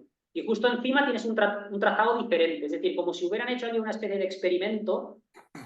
Aparte está a diferentes cotas, de tal manera que seguramente la primera que se hizo fue la superior, la de la cresta militar, que tiene un trazado en forma de redientes. Luego, justo debajo, está el trazado este en pozos de tirador. Y más arriba hay otro en zigzag, es decir, tienes una zona bastante caótica, que es en la zona de Benabarre, justo cuando subes al santuario, te desvías y allí está todo esto allí metido. Por lo tanto, claro, la línea del Cinca está pensada, son todos bancos corridos. En el sector de Gandesa ya no ocurre lo mismo, porque el sector de Gandesa está fortificada según elementos dispersos, no concentrados como en el caso de Monzón o Fraga. En Monzón, Fraga, la fortificación la concentran a puntos muy concretos, en torno a los puentes, en torno a los cruces, en torno a puntos estratégicos. En cambio, en Gandesa el terreno es muy diferente. Es todo monte bajo con pino. Y por lo tanto, cualquier barranco puede ser susceptible de ser utilizado por alguna patrulla que se infiltre. Allí los trazados no son tan rectos, son más en zigzag, tramos de como mucho 10 metros, pero suelen ser entre 3 y 5 metros lo habitual, pero no hay ningún pozo de tirador. De hecho, donde hay pozos de tirador en la línea del Cinca son fortificaciones que se utilizaron durante la batalla del Ebro, que capturó el ejército republicano y que hicieron estos pozos de tirador para poder aprovechar las trincheras. Y de hecho hicieron pozos de tirador dentro de los emplazamientos de ametralladora. Es decir, la ametralladora estaba colocada aquí, rompieron la pared del muro, hicieron bajar un ramal y abajo construyeron pues, o un emplazamiento para ametralladora o un pozo de tirador, porque se dieron cuenta de que desde arriba no tenían visión a las zonas de los barrancos, que era lo que les interesaba batir. Sí, o sea que no hay una adecuación, porque nosotros aquí en el centro también tenemos ese tipo de obras primitivas, pero normalmente se quedan abandonadas ahí arriba en las crestas militar y lo que se hace es una fortificación moderna ya, vamos, moderna a media ladera o abajo ya con otro tipo de obras, pues eso, con puestos de tirador, digo, con puestos de escuadra blindados, con nidos de ametralladora y con puestos con puestos de tirador avanzados, o sea, pero el otro sencillamente se deja arriba, o sea, se deja ahí, se ve que aquello es inútil, es decir, que no debieron tener una idea de la utilidad de esta obra, ¿no? Porque si no la habrían modernizado. Bueno, en principio se han hecho reformas dentro de la línea del Cinca. De hecho, os comenté la imagen de aquella espillera que la habrían reformado una vez estaba construido ya el emplazamiento. Hemos encontrado zonas donde se han hecho reparaciones de, hostia, pues ahí ha habido una grieta por aquí, pues la han reparado porque se ve el cambio del color del mortero o incluso que se han repuesto cosas con material de la misma época, pero no porque es que a partir de los hechos de mayo del 37 la línea del Cinca queda en abandono porque los anarquistas ya no están en el gobierno de la Generalitat, que eran quienes se encargaban de la construcción, y el gobierno de la Generalitat era el que se encargaba un poco pues de la supervisión de esta línea. Claro, después, de hecho, encontré una carta en el Colegio de Arquitectos de Barcelona de uno de los responsables arquitectos de la línea, que estaba en Lleida, que de hecho la línea del Cinca lo que hace es proteger la plaza de Lleida principalmente. Es decir, el sector de Monzón y el sector de Fraga están preparados para proteger la plaza de Lleida en caso de que atacasen. Claro, en enero del 38 está pidiendo, por favor, personal de ingenieros para que vayan a la línea del Cinca, porque claro, ya ha caído la zona norte, se está acumulando tropas en la zona de Aragón y se prevé un ataque y por lo tanto se prevé que esa línea se tenga que utilizar. Obviamente nadie le hizo ni puto caso. Es decir, lo que construyeron los anarquistas no servía para nada, para los comunistas. Y de hecho, en las memorias de José del Barrio se ve claramente cómo hay un impasse entre el uso y el no uso de esta línea del Cinca. Al final el Cinca es el segundo más caudaloso de Aragón, después del Ebro de Río. Es una perfecta barrera natural. Aunque pierdas las cabezas de puente, tienes toda la otra orilla que está fortificada y están los emplazamientos artilleros. Claro, entre el campesino y José del Barrio, pues orden contra orden, desorden. Y por lo tanto se perdieron unos días vitales para poder ocupar esta línea de Cinca. Entonces ahí sí que hubiésemos visto cómo se hubieran modificado estas obras en base al arte de la guerra de aquel momento, de principios del 38. Pues es curioso porque aquí en el centro el enfrentamiento entre comunistas y anarquistas lo que no es por cómo fortificar, sino por fortificar. Los comunistas quieren fortificar y los anarquistas no quieren que se fortifique. Es curioso, ¿sabes? Es decir, no hay aquí los anarquistas madrileños no querían que se hicieran fortificaciones y sin embargo es el Partido Comunista el que las empieza a hacer por su cuenta y riesgo en el año 36, ¿sabes? O sea, es curioso esa diferencia. ¿Eh? Sí. Y aquí en Cataluña tenemos una doble corriente del anarquismo, es decir, la parte que está más con Durruti sí que no es partidaria de fortificar, partidaria de la acción. En cambio, tienes la parte de García Oliver, que sí que está más en pro de vamos a intentar, porque al final es el anarquismo el que organiza los batallones de obras y fortificaciones en Cataluña, es quien fortifica el litoral, fortifica la línea del Cinca y fortifica lo que es el frente, la inmediata retaguardia. Por lo tanto, sí que hay una labor y sobre todo esta labor de fortificación es muy notoria a partir de noviembre. En noviembre muere Durruti, en noviembre, pues, arquitectos del Sindicato de Arquitectos de Cataluña, con Capdevila y La Rosa a la cabeza, son los primeros que empiezan a apretar a los militares para que empiecen a meterle hormigón, ladrillo, al final no deja de ser obra pública. Y obviamente, pues aquí seguramente más de uno veía, no negocio, pero sí una forma bastante buena de estar en la guerra, pero sin estar en el frente, claro. Esos recursos, que yo no digo que no se tuvieran que invertir en el Cinca, porque al final meter esos recursos a 10 kilómetros del frente para que en cualquier golpe de mano te los quiten, mejor ponerlos en un sitio acorde. Yo considero que la zona del Cinca era una zona estratégica, de hecho porque está lo suficientemente cerca de la retaguardia como para poder ser alimentada de forma correcta, porque al final Lérida está a 15 kilómetros, 20 kilómetros, y por lo tanto puede ser suministrada fácilmente. Ahora, hacer una línea en el Alcanadre, en sitios en torno a Huesca, donde las carreteras son muy deficitarias, donde no tienes una infraestructura en el sitio, porque son sitios muy poco poblados, bastante pobres, claro, es que... Y el recorrido que tengan que hacer todas las unidades desde Barcelona o desde los puertos o desde la zona industrial hacia el frente, es un camino que es que no van a llegar. Aparte, dependes de una única línea de ferrocarril, que es la que te conecta Barcelona con Tardienta, con Monzón. La otra línea está en Alcañiz y no llega ni siquiera al frente. Es decir, la zona del frente de Aragón estaba conectada por ferrocarril por un punto únicamente. Si pudieses llegar de la retaguardia catalana al frente aragonés, solo había una línea. Claro, todos los ataques a la línea del Cinca son gasolineras, línea del ferrocarril, estaciones de ferrocarril. Es decir, es que era bastante fácil en este sentido. Me gusta eso que has dicho, porque se ve que no tenéis miedo, ¿sabes? Lo de la obra pública y cosas de esas, porque es un tema que yo creo que va a dar, es decir, que se va a poder, que tiene recorrido.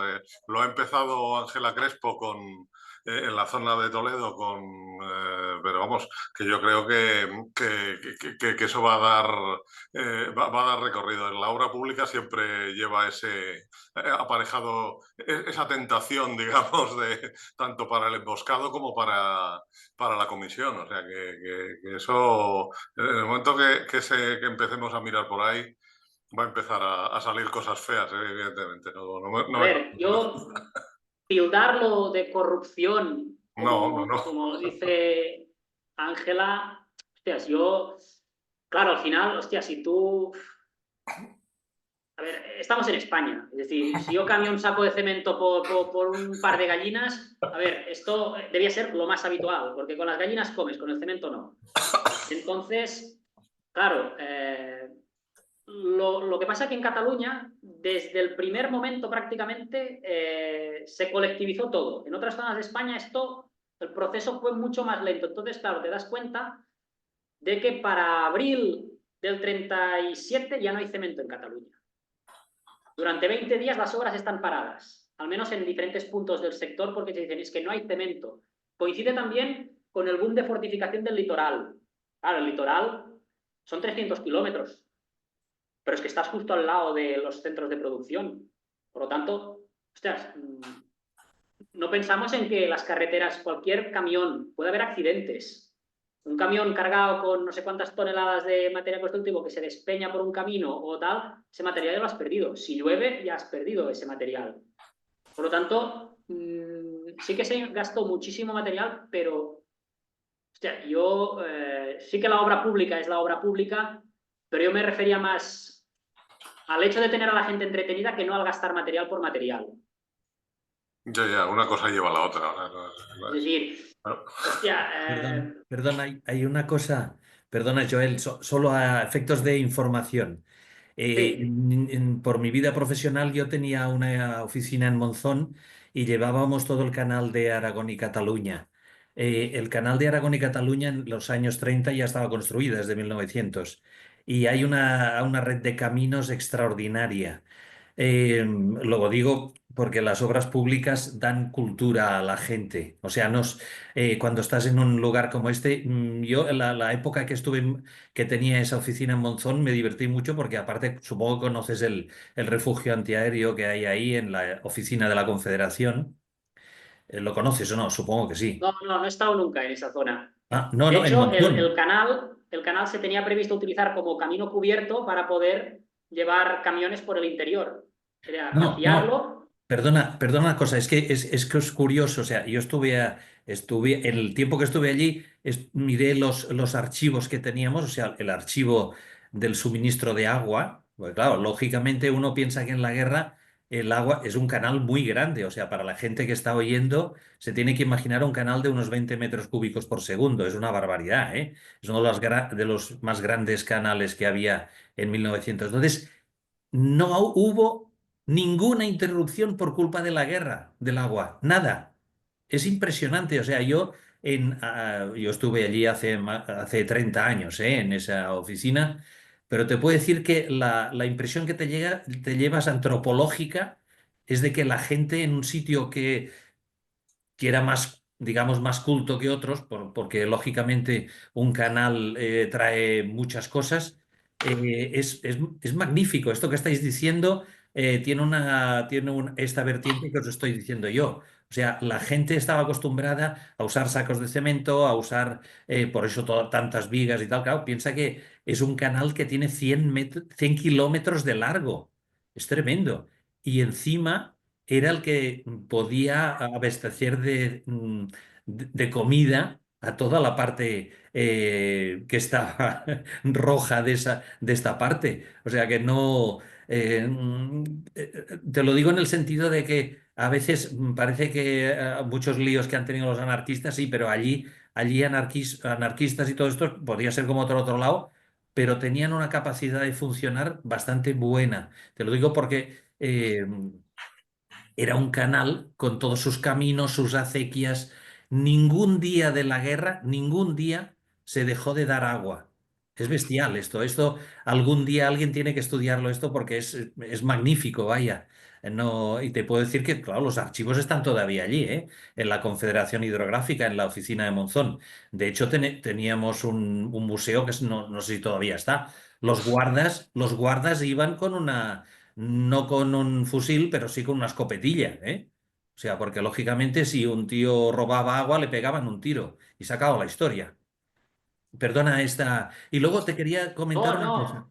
Efectos prácticos en esa cuestión que has suscitado sobre la especie de estanterías que había en uno.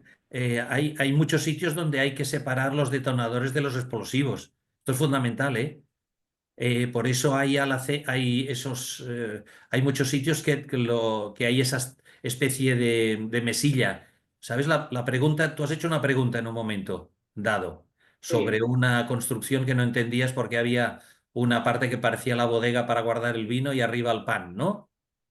Ujú. Lo has preguntado. Bueno, es que en muchos sitios era muy conveniente separar los explosivos, que había mucha gente que los utilizaba porque era la dinamita y ya se conocía, y la goma ya era conocida en esa época, y los detonadores tenían que estar separados, ¿eh? Te lo digo porque podría ser una explicación, nada más, ¿eh? Nada más. No creo que sea esa porque allí en esa imagen se aprecia que hay mucho espacio.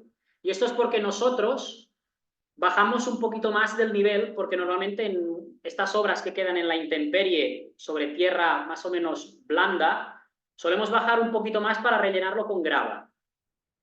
Porque en caso de que llueva o que caiga la gran tormenta, el espacio sea lo más practicable posible. Entonces allí tienes que pensar que hemos bajado más de lo que, por tanto, habría solamente un palmo de espacio. No veo yo muy práctico el que fuese algo para almacenar abajo.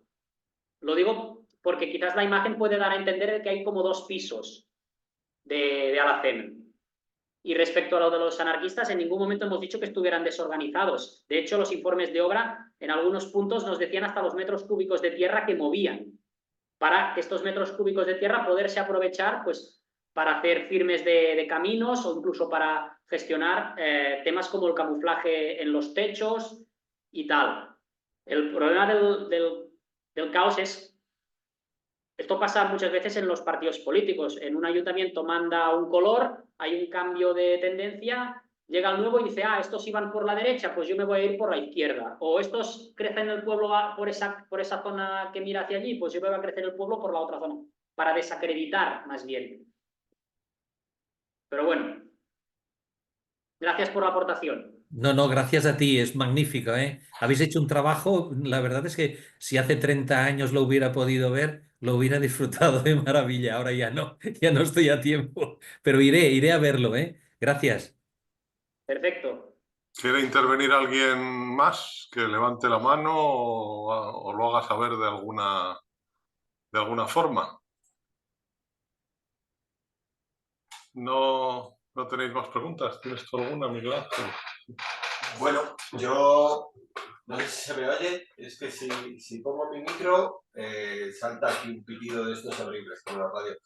En primer lugar, agradecerte la charla, muy interesante, por lo menos a los que tenemos menos conocimiento sobre el mundo de las fortificaciones de la guerra civil, pues nos has abierto otra línea.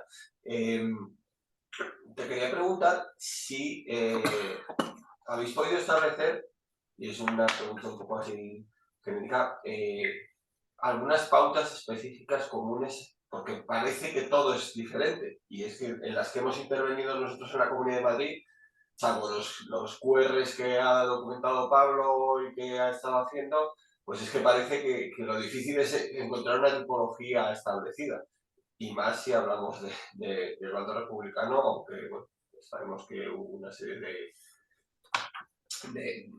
pues bueno, por lo menos yo he visto en Arganda que nos han colocado alguna vez manuales, ¿no? Para cómo tenían que hacer las obras. No sé si vosotros habéis encontrado algún tipo, además de las obras en sí, algún manual, o si tenéis alguna tipología común que nos pueda determinar que esa era la forma que se hacía en Mexica. Sé que es difícil. Gracias. Sí, sí. De hecho, hay 3 sectores que son los que hemos visto. Y estos 3 sectores tienen cosas en común y sobre todo diferencias. Por ejemplo, el sector de Monzón hay 2 tipologías principales de emplazamientos para ametralladora. Otra cosa es cómo se han construido, es decir, el acabado, el material. Para nivel de diseño encontramos los que tienen forma de medio hexágono, es decir, que el frontal es medio hexágono, por tanto tiene 3 aspilleras, y luego está el que tiene la sala cuadrada con 2 aspilleras, una en la parte de delante y una en el lateral. Normalmente, y a partir de aquí, pues juegas a combinarlos. Puedes estar solos o en grupos de 2, que suele ser lo más habitual. escoger las ametralladoras en grupos de 2. Y a partir de aquí, pues te puede aparecer, pues, el abrigo en la parte de atrás, el abrigo en la parte de delante, no tener abrigo o tener el abrigo en medio en el mismo nivel. Y a partir de aquí, pues, estas dos tipologías, te estoy hablando del caso de Monzón, vas como jugando a este Tetris y creando cada vez sistemas más complicados. Porque al final no dejas de adaptarte también al terreno. No es lo mismo construir, por ejemplo, en Selwa tenemos terreno blando en uno de los puntos, es decir, Selwa está formado por dos centros de resistencia, el que está en la ermita y el que está en la carretera. El que está en la carretera es zona de labor, es decir, es una zona blanda, por tanto el abrigo lo tienes subterráneo, es decir, lo tienes más bajo de la cota de las ametralladoras. Pero en cambio, si te vas a la zona de la ermita, tenemos el emplazamiento para ametralladora doble y en este caso el abrigo está al mismo nivel, porque al enterrarte ya encontramos la roca enseguida. Y por lo tanto, el abrigo ya queda protegido por esta roca y lo único que tienes que hacer es el blindaje del techo, que será obviamente igual que el de las ametralladoras. En cambio, en el que está abajo, en la zona más blanda, el blindaje de las ametralladoras es más grande que el blindaje que tiene el abrigo, porque el abrigo está a 2 metros y medio, 3 metros por debajo de la cota del terreno. Pero al final no deja de ser el mismo modelo o uno de estos dos modelos y que se adaptan sobre el terreno. Luego tenemos, por ejemplo, este que os he dicho del refugio subterráneo. De hecho, no sé si puedo compartir pantalla, que quizás lo vamos a ver más fácil. A ver, voy a poner el ejemplo este. ¿Se ve este? Sí. Podemos ver este de aquí, que está sin techo, y este de aquí, que está con techo. Este tiene el techo plano. Las vigas son vigas de madera. Este tenía el techo en forma de bóveda, de ladrillo. ¿Qué significa? Pues una de dos, se quedaron sin ladrillo y la siguiente la tenían que cubrir porque es cuando les llegó el hormigón y tuvieron que hacerlo con lo que tenían encima. No significa que sean dos tipologías diferentes, porque es la misma construcción. Por lo tanto, entendemos que tenemos unas tipologías de diseño y luego otro tema es cómo me adapto yo al terreno y luego es cómo yo, en función de los materiales que yo dispongo, realizo esa obra. Es decir, aquí juegan estas tres variables. La tipología base, que en este caso en el sector de Monzón tenemos dos, y luego pues le vas añadiendo estos inputs. En el sector de Gandesa, por ejemplo, solo hay una tipología de emplazamiento de ametralladora, que es cuadrado y tiene una gran aspillera delante. Luego puedes ver que tiene aspillera delante, aspillera en el lateral, 3 aspilleras, y así un poco vas combinando. Lo puedes combinar con otro, solo, si vamos a la mínima expresión, claro. Pero por resultados podrías tener, pues, 100 modelos diferentes si empezamos a jugar con todas estas variables como un modelo concreto. Pero la idea es intentar simplificar y sobre todo lo que vemos es un modelo de banqueta en el sector de Monzón y en el sector de Fraga, en el sector de Gandesa ya no construyen la banqueta, dejan unos pequeños espacios para encastar o lo dejan liso y en función de la ametralladora que tú tengas pues ya te la montarás con madera, con piedra o con tierra. Está menos estandarizado que en la costa, ¿no? Es lo que, porque en la costa proponías aquel juego del tipo A, tipo B, tipo C y Sí. parecía más sencillo que este, ¿no? O sea que Sí. en la costa está más estandarizada, ¿no? Sí, pero en la costa también tiene bastante chicha porque ahora voy a hacer un pequeño spoiler, pero la mayor parte de obras de la costa están mal ubicadas. Apuntan al mar. Apuntan al mar, es decir, no, el enemigo va a estar en la playa. De hecho, los que no son, los que se adaptan, los que salen más de estas tipologías, son los que mejor emplazados están en la mayoría. Por ejemplo, los que salían con una única espillera y tenían forma cuadrada, estos seguramente son posteriores al tipo A, tipo B, tipo C, que decíamos. Porque estos sí que están colocados no mirando al mar, sino mirando a la playa. Obviamente, pues en función del litoral, el litoral también ha cambiado un poco, pero es lo mismo que pasa aquí, los tienes emplazados en sitios dominantes mirando hacia el mar. Dices, están pensados para que te vean y se asusten y no te desembarquen. En teoría los tendrías que tener escondiditos, de hecho los más que se adaptan a este tipo son los que están en la playa de la Sabinosa, en Tarragona, que tienes el muro perimetral del sanatorio, es un sanatorio antituberculoso que había entonces, pues en el muro, mirando hacia la playa, no hacia el mar, tienes encastados los diferentes emplazamientos de ametralladora, que están pensados para batir solamente la playa. Los que tenemos que miran hacia el mar es como en la peli Salvar al Soldado Ryan, que el disparo disparas de frente a las naves, no, el disparo tiene que venir del lateral. Porque si no el barco, ¡pum!, te mete un cañonazo y te da entero. Sí, sí, no, los del muro del Atlántico no están así, además tienen el orejón ese ahí para... Exacto. Claro, sí, sí, no tiene nada que ver, ¿no? Evidentemente. Exacto. Y la gran mayoría de emplazamientos de la costa, sí, A, B, C, pero luego cuando estás allí, pues hacerle un encofrado curvo, hostia, es más complicado que hacerle un encofrado recto. Hostia, si la gente que tienes allí quizás son gente que la has cogido del pueblo y ninguno es albañil porque todos están en los batallones de obras y fortificaciones en zonas más importantes, pues tendrás que simplificar la obra. Al final hay muchos factores que te permiten... De hecho, yo pongo el ejemplo. Tú diseñas una casa a día de hoy y esa casa que está en el plano bien marcada para el ayuntamiento, luego lo que construyes al final no es igual a ese plano.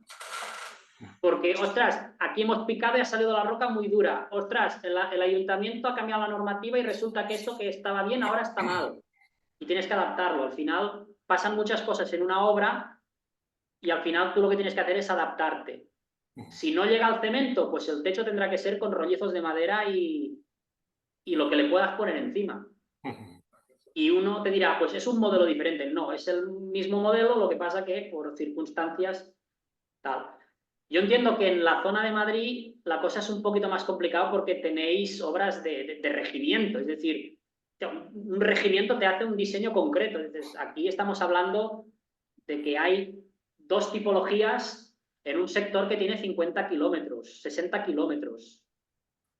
Es decir, es un tamaño que te puede ocupar perfectamente algo más grande que un regimiento. Pero has mencionado a Capdevila. ¿Capdevila llevó obras físicamente? O sea, ¿él diseñó o llevó obras en el cine? No. El Capdevila dirigió un grupo de estos de obras y fortificaciones, no sé cuál. Lo que sí que hizo Capdevila fue, en raíz a la experiencia que él tuvo en la línea del Cinca, no sabemos si, porque hay unos informes que te dicen que Capdevila le daba más a la boca que al lápiz, por lo tanto, si fueran diseños suyos o no, eso ya no lo sé, pero sí que en el libro de fortificación de campaña del Capdevila, sí que los dibujos que hay allí son dibujos de la línea, las casamatas de artillería son las casamatas de la línea del Cinca. Y los emplazamientos estos dobles, con el abrigo en medio y tal, son los de la línea del Cinca. Te puede cambiar quizás un poco pues el diseño, allí los pone con el frontal redondeado, pero aquí el frontal era más fácil hacerlo en medio hexágono, por el tema este que os he dicho, de que es mucho más fácil encofrar, y más cuando habéis visto que los medios hexágonos estaban encofrados con ladrillo, no con madera. Entonces... Pero para conocer la línea del Cinca, una buena manera es cogerse el Capdevila y ver lo que pone allí. Lo que pasa es que el Capdevila escribió el libro en el 38, es decir, a toro pasado. Entonces, claro, errores que se construían allí o que se ven en la línea del Cinca, en el libro no los ves. Como por ejemplo, no sé si en el Capdevila hay algún pozo de tirador o algún puesto de tirador, esto ya no me acuerdo porque el Capdevila lo consulté hace 7 años. Y lo consulto ya muy poco. Y... Es un peligro ese libro. Sí.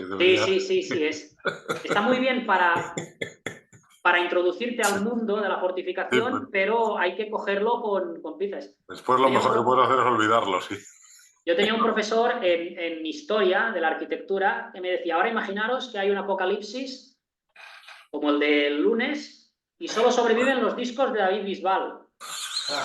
El que te venga después te dirá, hostia, el David Bisbal era la música que se escuchaba entonces. No, esto es lo que ha quedado, esto es el que más ha salvado. Claro, al final el Capdevila tenía una posición dentro de las organizaciones de fortificación, de la Junta de Fortificaciones y Obras, y jugó ese papel como persona de cierto aval para poder hacer estas obras. Pero hay muchos errores. De hecho, en la introducción misma miente. En la introducción, para justificar y tal, dices, oye, tío, pero que vosotros fuisteis los que hicisteis esto, ahora dices que lo hicieron otros. Al final es... Pero claro, no te das cuenta de esto hasta que no has visto. Uno se da cuenta de que tiene un mal profesor cuando ha tenido profesores buenos y cuando ha visto otros profesores. Al final es complicado, ¿eh? Por eso he dicho al principio que la línea 5 es una buena manera de introducirse en el mundo de la fortificación, porque tienes el manual del Capdevila, se construye al principio de la guerra, es una línea muy teórica, aún no se ha testado el combate en España, por lo tanto, tienes obras que están muy bien conservadas y que son de manual, porque dices, hostia, el tío que montó las trincheras con el banco de piedra y el cemento, no le están pegando tiros, no lo tiene que hacer de noche. No tiene un deadline de, oye, no, es que esto o lo acabamos esta semana, o oye, el cemento llega perfectamente. Es decir, tienes toda una retaguardia movilizada para esa línea solamente. Empieza a construir en agosto. Todas las otras líneas importantes, Cinturón de Hierro, Defensas de Madrid, es en noviembre. Por lo tanto, el frente está muy lejos, la guerra queda muy, muy lejos. Es como una obra pública. Sí, es un parque temático.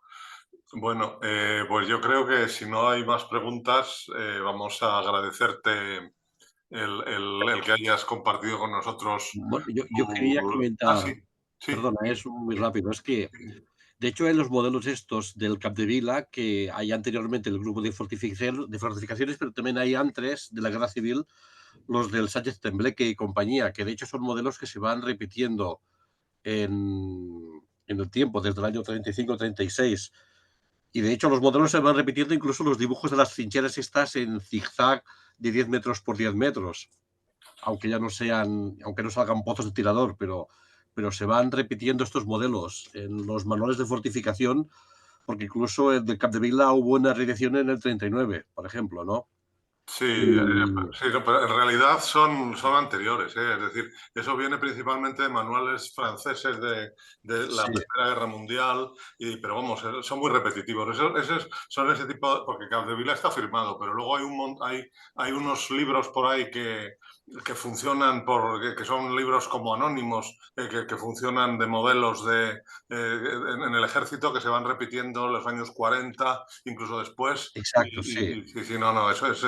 Pero el origen, es interesante remontarse hasta el origen, pero yo muchas veces no puedo. Pero sí, a ver si están en los manuales de ingenieros franceses de la Primera Guerra Mundial o si va todavía más atrás. Eso sería interesante ver dónde está el origen.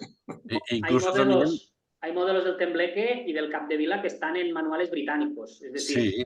Al final cogen un poco lo que les interesa. Los británicos no fortifican igual que los alemanes, no fortifican igual que los franceses. Al final tampoco participas en la Primera Guerra Mundial y por lo tanto buscas modelos para adaptarlos a un terreno que para nada es el terreno europeo. Es decir, España es, en la Primera Guerra Mundial, tener una colina era, bueno, eras Dios todopoderoso. Aquí, ¿qué colina prefieres? ¿Aquella, esta, la de más allá? Claro. Y, incluso tienes también el mismo modelo también en el ejército también franquista. Hay modelos que se repiten en los dos bandos. Sí, eso sí es verdad. Bueno, es que el arma de ingenieros es la misma en los dos ejércitos, al menos al principio de la guerra. Dices, te quedan unos ingenieros en un lado y otros ingenieros en otro. Los mismos, la misma formación, la misma experiencia en los mismos frentes. Al final, salvo que en aquella época decían que Masquelet era el más entendido en fortificación porque era el que había hecho las últimas fortificaciones en España, pero eran defensas fijas, es decir, era defensa permanente, no es fortificación de campaña. No es lo mismo fortificación de campaña que fortificación de costa. Ahora que hemos comparado, por ejemplo, con la línea de la costa, funcionan de forma totalmente diferente. Y determinados modelos te sirven, pero claro, hasta que no se testea, la línea Maginot construida en los años 20. La línea Sigfrido en los años 30. Son modelos totalmente diferentes. Ambas líneas se superan, pero es que funcionan totalmente diferente. Al final, y los últimos modelos de fortificación, por ejemplo, los Barbies o Blockhouse 13, habría que verlos en combate. Si se extraen otras conclusiones. Y quizás diríamos, hostia, esto del Blockhouse 13 es una mierda. Porque estar metido aquí dentro, no sé cuántos tíos y tal, la distancia de tiro que tienes desde esa posición que queda más achatada, dices, a mí me sorprendió mucho que estuviera en un sitio tan hondo. Sí que es verdad que luego la carretera quizás la han levantado y tal, pero veía el entorno y dije, hostia, pues si apenas ves nada aquí. Yo qué sé, tendrás una radio aquí, no tienes nada, no sé. Todo el tema de las transmisiones, por ejemplo, en estos últimos modelos, pues yo qué sé, habría que verlo. Hay mucho, como siempre, cuando la conclusión que se le llega es que cuanto más investigas, menos sabes. Eso. Exacto. Yo cuanto más me doy cuenta, digo, mierda, si no tenemos ni puta idea. Qué bien hablábamos de esto hace 20 años, ¿verdad? Cuando no, sí, con una sí. seguridad y con unas cosas que se echa de menos a veces. Bueno, te hacías llamar experto. No, yo sé de fortificaciones porque ahora hay muchos que dicen, no, yo ya sé de fortificación porque te has pasado el Call of Duty y has jugado y has visto salvar al soldado Ryan, pero, sí. Hostia, hace 10 años yo pensaba que sabía y a día de hoy pienso que sé algo, pero que joder, que me queda muchísimo todavía y hay muchas cosas que seguramente ni sabré. Esto es como el mito ese de la caverna de Platón, ¿no? Lo único que hacemos es encender una vela y empezar a ver los rincones de las... y empezar a saber un poco lo grande que es, pero nada más, porque vamos, aquí hay trabajo para años. Pero bueno, como te digo, yo creo que es la más interesante de Europa, la fortificación española del siglo XX. O sea que vamos a irla entre todos desvelando un poco. Y eso, muchas gracias por estar con nosotros, Joel. Tu otro pilar, Adrián, que le he visto que está por ahí también, del grupo de investigación que tenéis.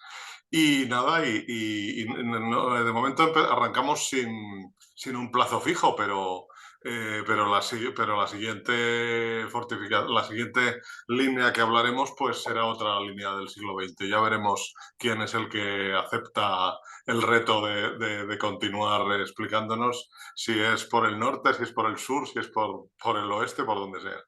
Pues nada, muchas gracias y quedará grabado para que lo vean los que no han podido seguirnos hoy aquí. Pues muchas gracias, Joel. A vosotros por la invitación, a vuestro servicio. Hasta luego. Adiós. Cierras tú.